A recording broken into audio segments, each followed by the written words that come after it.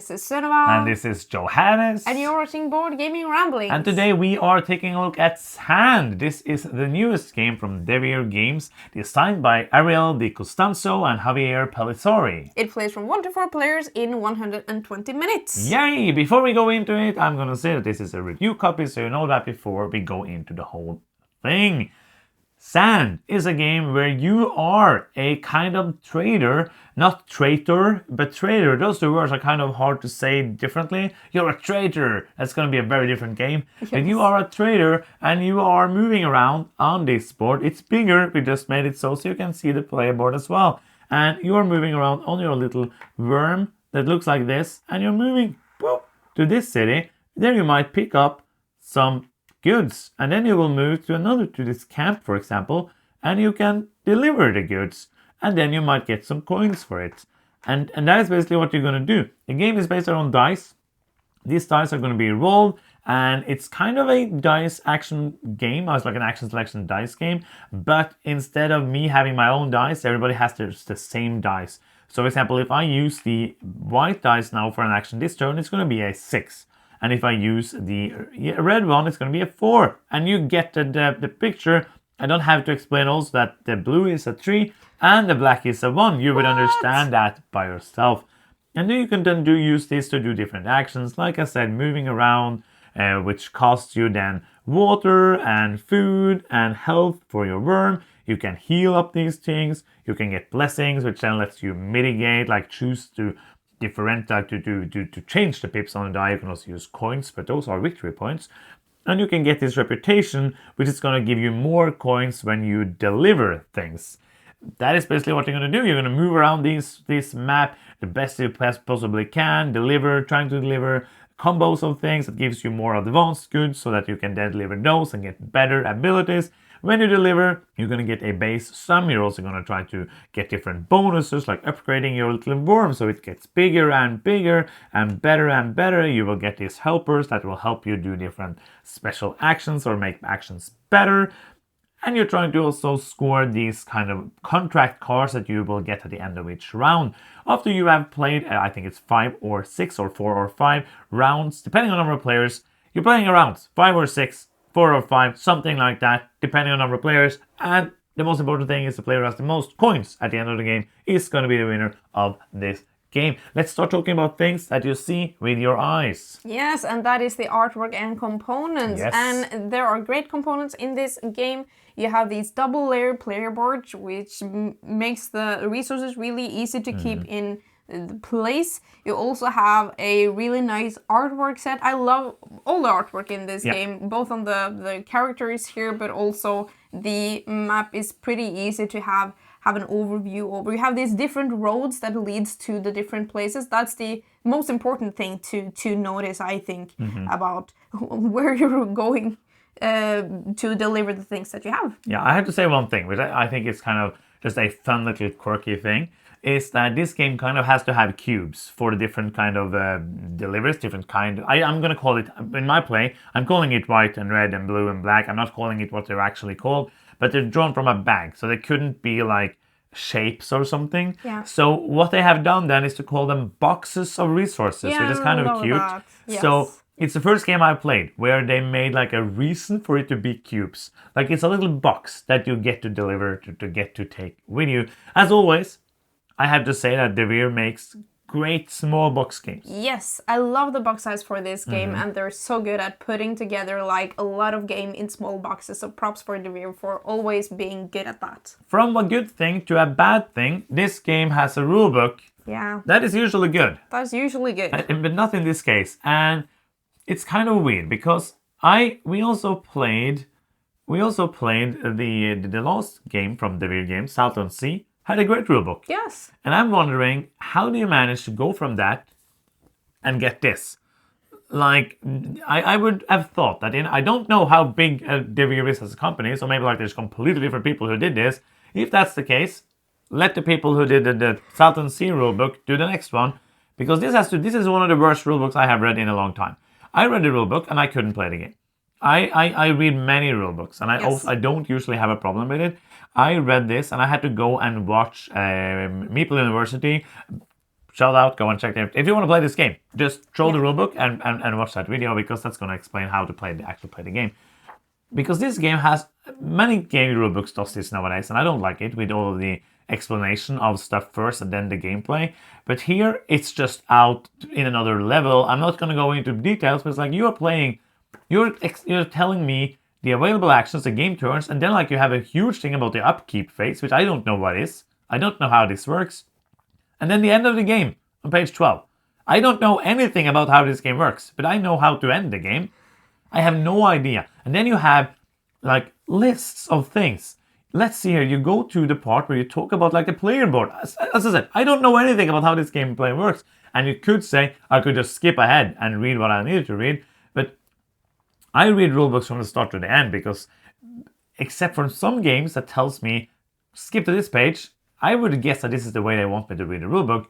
So here you have just 14 different points of sentences above sentences of what things are. And they could have been like the food, the health, and the water could just be, these are resources used to move your worm. That's all I needed. I don't need hydration. This tracks what you use to pay your worm's hydration cost when taking the travel action. See page 23. You can advance the position of your marker with a care for your worm hydration action. See page 27. I don't need that. That is too much. And it's just, and then you get to the actions on page 23. So that's where you actually learn the game. And yeah, it's not good. I could have spoken about it for a long time, but I'm not going to do it more than I already did. It's not good. That's the baseline. You have a play rate, at least. Good. I think there's a lot of text on this play rate. I would have liked it to be bigger or with symbols or something, because this is a little bit text heavy, but I'm glad to have it. Yes. It was really nice to not have to open the rule book. And also, it references to the pages where it's explained in detail, so I like the play rate. I'm happy that they did that. The problem, I think, is that this game isn't super complicated, but the rulebook makes it seem like a super complicated game. And it's not. It's what you do is pretty straightforward, and that is kind of the main problem. We feel like this is a convoluted, hard game. We have to explain this and this. No, you didn't have to do that.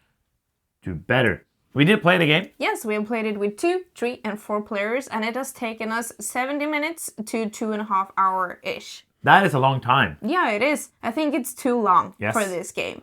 Not with 2. I think 2 like an hour. That's a bit more than an hour. With 2, that was fine. I'm happy with that. I had the most fun when I played it with 2 because of that. And the other place was long.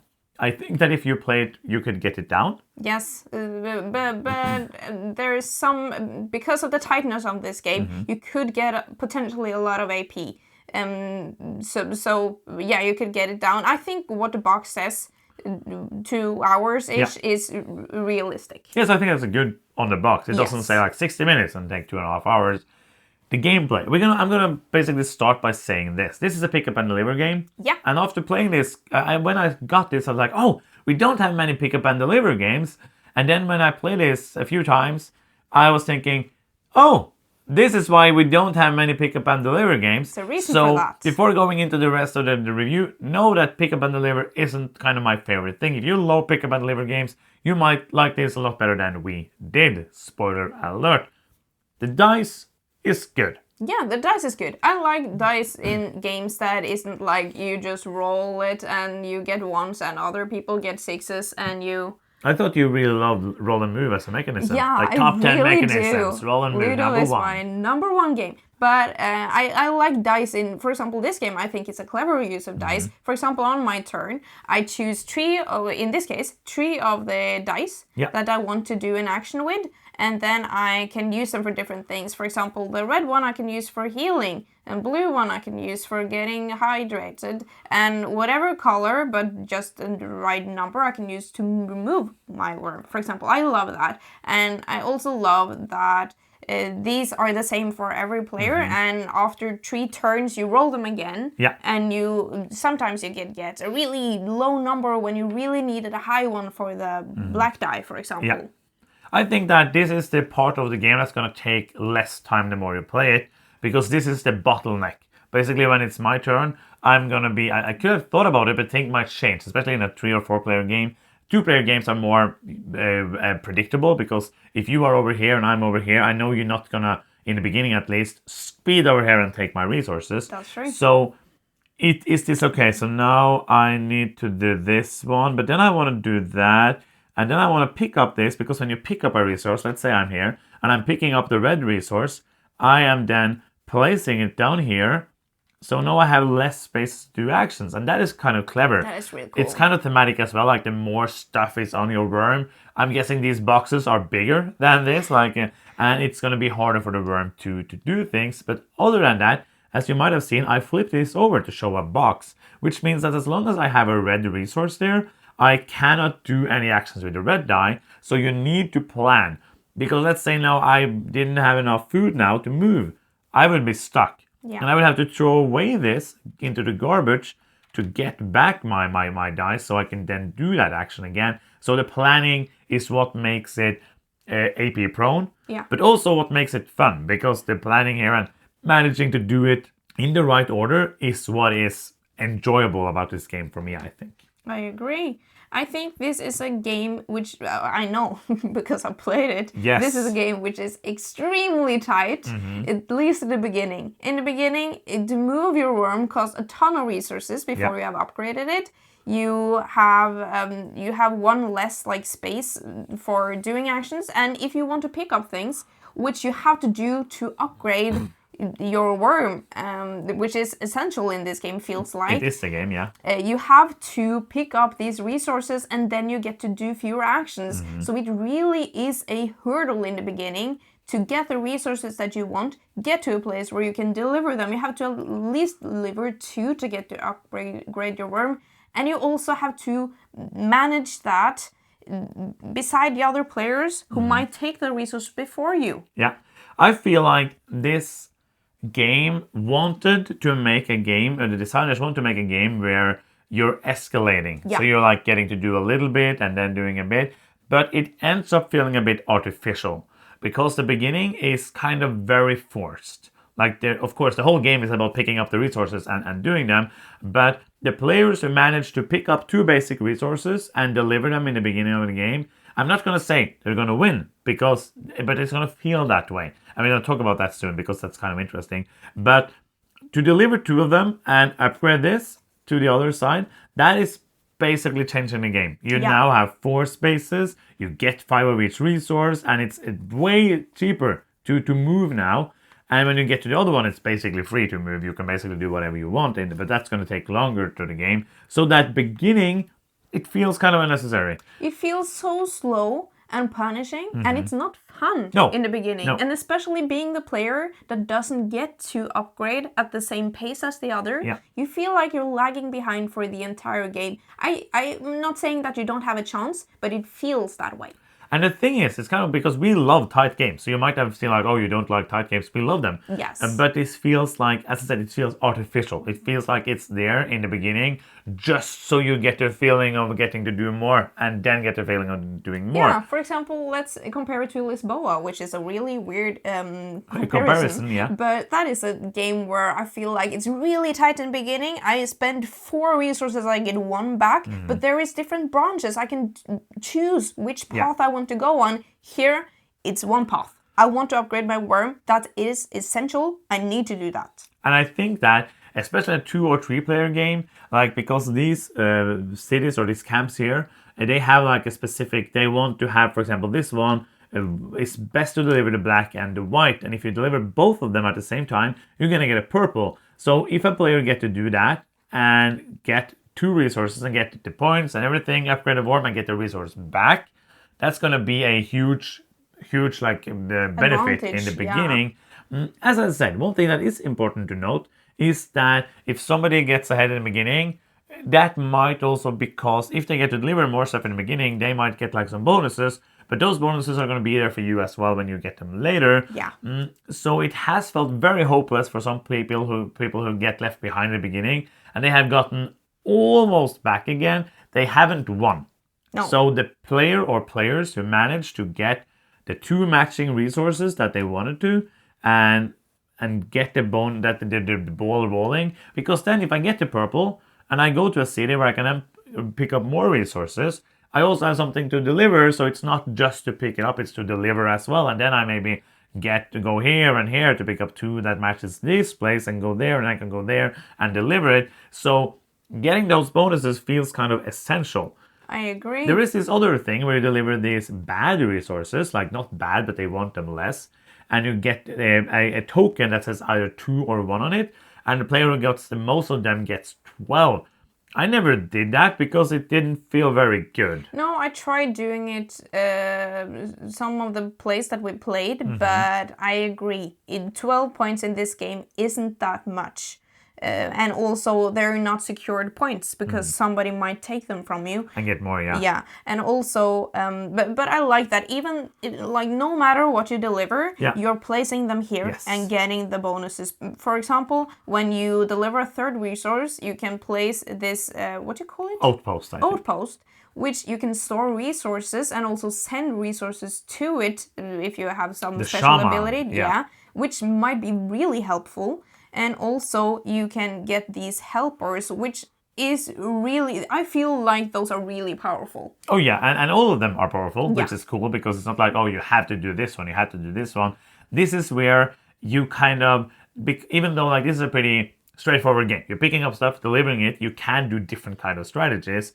You can go for, because if you play 2 players, and I think it works better with more, but then it's slower. But the thing with 2 people is that if you end up being on your side of the board, I could basically, if I'm lucky enough with the resource, I can basically just do this. Yeah. And that also isn't that interesting. And if you get the shaman, which then you can pay coins to, you have these acolytes of different colors, and if they match, let's say this, for example, is the red, I have this and the shaman, I can pay a coin and do a red action to just transport this into my outpost.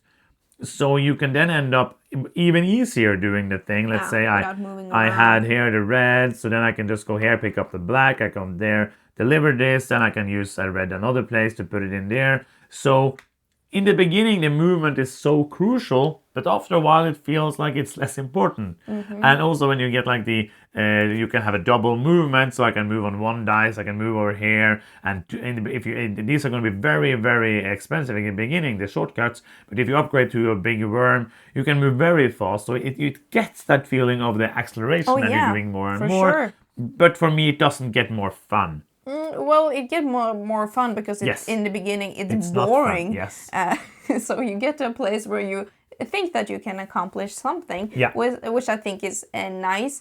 And the shaman also has another ability, which you can when you have things in your the outpost, the artifacts when you have them there. You can upgrade them from being an artifact to being like a stone. Yes, it's a magical stone. And that is a super cool resource that you get a lot of money for. It's 13, and you also have this better track, which nets you more points. But to deliver them, you have to go up to the harbor. There's nothing else to do in the harbor. No. So I felt like the one time I tried to go for that, it felt like too many steps for the points it was worth. And it didn't end up being worth it. So I think that it seemed really cool to be able to do that, but you actually won doing regular stuff because you didn't have to go trips up to the harbor. And especially because when you get the first stone, you have to discard all of your contracts, so you're not going to score any points for that as well.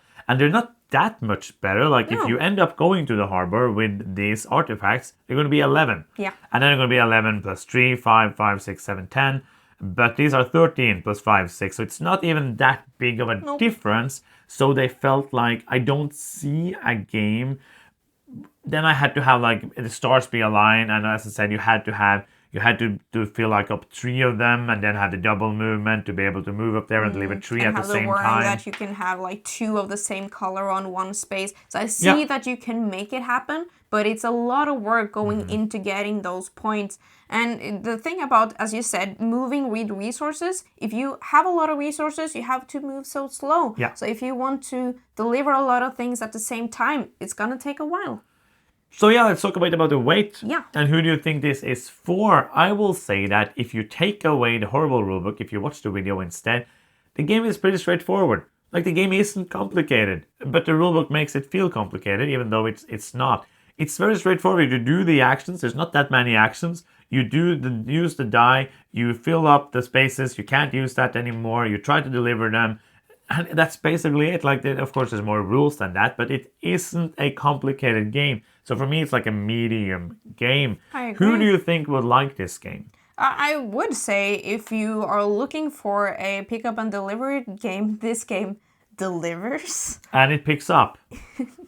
Tight stuff. Probably. And if you like a game that really escalates, because it does. It does accelerate from being extremely slow to slow in the beginning and much more, what do you call it, like giving? No. Yes. Yes. You get to do stuff. End, you get to do stuff. That's nice. Yeah, I think so. I think like if you see it as you're like, oh, this is going to be for me, then you're probably going to like it. That is a very boring thing to say. Yeah, if you think true. you will like it, this is for like you. It. Yeah. But yeah, for me it's just too everything. Yeah. Let's do the final Final thoughts. If you like this video and you are here on our channel and you felt like this video gave you something that we used to call value, it's a great word. Oh, and value. if we gave it to you, then we are happy. But we're going to be even happier if you give us a victory point. And we get victory points when you click that subscribe button. You can also click the bell to get notifications every time we post a new video. Okay, final thoughts time for Sand. I really wish that I liked this game more because I think it has some great things going for it. For example, this game mechanism, which we've seen kind of before in Lorenzo and Magnifico. Yeah. I think that is clever. I also think like the blocking of the spaces here, clever. I really like the thematics in the resources you need to move your worm. You could be like, it costs 10 coins. No, you need water and food, and it has to have enough health to go on this journey. Really enjoy that. I like the really cool upgrades that really is a game changer when you get them. I just feel like it's a drag before you get them, because when you have these and the upgraded worm, then the game is kind of fun. Yeah. But then again, it's a pick up then deliver game, and now we know that is not a genre, because it's not that. I thought it was more fun with 4 players. Yes. Because or 3, but I thought like having one side of the board to yourself, that wasn't that interesting. Nope. It's more interesting when you're just like, oh, I need to get there before you, so you don't take the red that I so desperately need. That is a big part of this game for me. I think this is landing on being like an average game, so I'm going to give it a 5.5. Oh yeah, I love like the theme. Basically what you said, but at the start of reading the rule book. But then I watched the video and I was like, oh, this looks fun, and I played it, and it is fun. But it is only, as you said, it's kind of fun. And I would love it if you have like a pick up and deliver game you think we would like. Let us know. And I think, like as you said, it's from the beginning. It feels scripted. It feels so tight in the beginning, and then again, even though there are different ways to go, it's more of what are you doing? Let's try to move another place than you are and try to snag out these resources, trying to get the shaman so I can warp these resources around, and doing the best I can. Of course, I agree that more players better, because the interaction makes the game better, but it also makes it longer. I enjoy very much the dice mechanisms, but I just don't enjoy the game that much. I am going to give it a 5. I think it's an average game. For me, it's... Yeah, I'm never going to stick it out to play, and I might not play it if somebody really wants to play it. I might do something else instead, like scroll on Facebook or something. But yeah, that's going to be the end. Yes. If you enjoyed the video, I already said that stuff, but you can also give us a victory point if you didn't do it earlier. But now... You get a second chance yes, now. it's Yay, not lucky locked. you. But now the end of the video is here, and I'm gonna say thank you so much for watching. It means a lot. I'm Johannes. I'm Sinra. And you have been watching Board Gaming Ramblings, and bye bye.